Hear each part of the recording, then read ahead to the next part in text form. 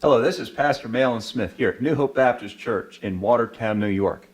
And today we're going to talk about the prequel to Exodus.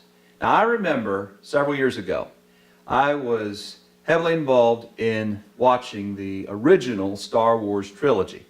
I can remember growing up in college, my friends and I, we would typically get together on weekends and we would just stay up all night watching episodes 4, 5, and 6 of Star Wars. But then to my surprise, I found out several years later that they were going to be making another trilogy and that they were going to refer to this trilogy as a prequel. In other words, where did Darth Vader come from? Where did the Empire come from? Was Darth Vader always Darth Vader? And questions such as those were all going to be answered by the prequel. And so, eventually, episodes 1, 2, and 3 came out. I watched all of those when they came out in the theaters. And then when I went back to watch the original trilogy once more, I found out that that prequel helped fill in the gaps and connect all the dots. Well, when we think about the book of Exodus has a prequel of its own. Matter of fact, the entire Bible has a prequel. We call that prequel the book of Genesis. Now, in Exodus chapter 1, we read these words, and I'll just read the first few verses. Now, these are the names of the sons of Israel who came to Egypt with Jacob. They came each one with his household. And then what Moses does there in Exodus chapter 1, he names the sons of Jacob who would ultimately become the 12 tribes of Israel. And then we read these words in Exodus chapter 1, verse 6. Joseph died and all his brothers and all that generation.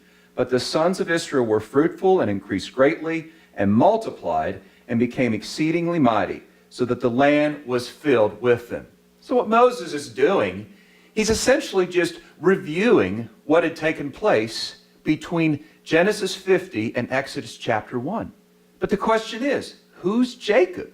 Who are his sons? And what is this journey of which Moses speaks that would lead to the 2 million Hebrews who were now situated in Egypt?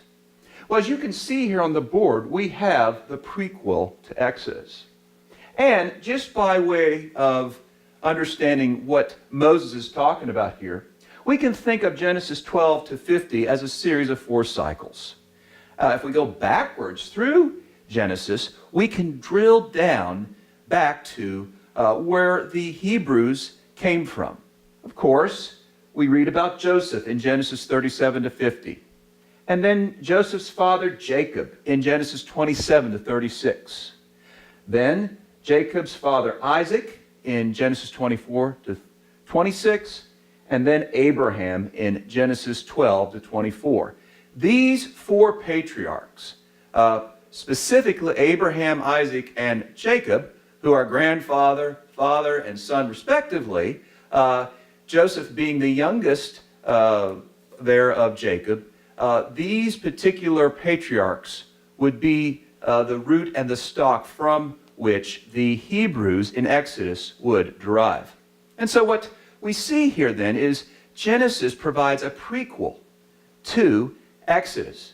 But not only that, but then the wider question is pertaining to the Hebrews, as Moses was going to be leading them out of Egypt, was, well, how did they fit into God's overall plan and purpose? Well, in the first 11 chapters of Genesis, there we see God's creation of the heavens and the earth, the fall of man, the worldwide flood, as well as the dispersion of the nations.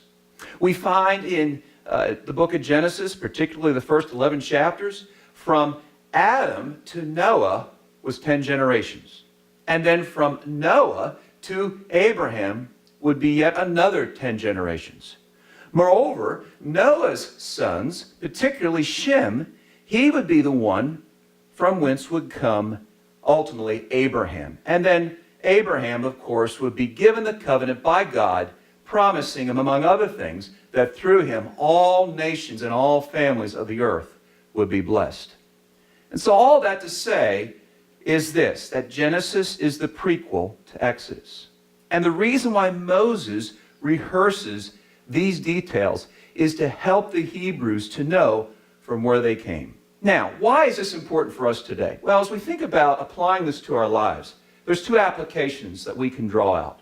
Number one, we need to tell the next generation about the Bible.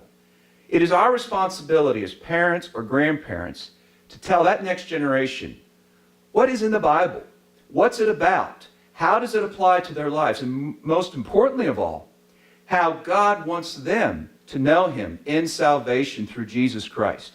We are living in a day and age where many, many people are biblically illiterate, and so it is our responsibility to inform the next generation about the Bible.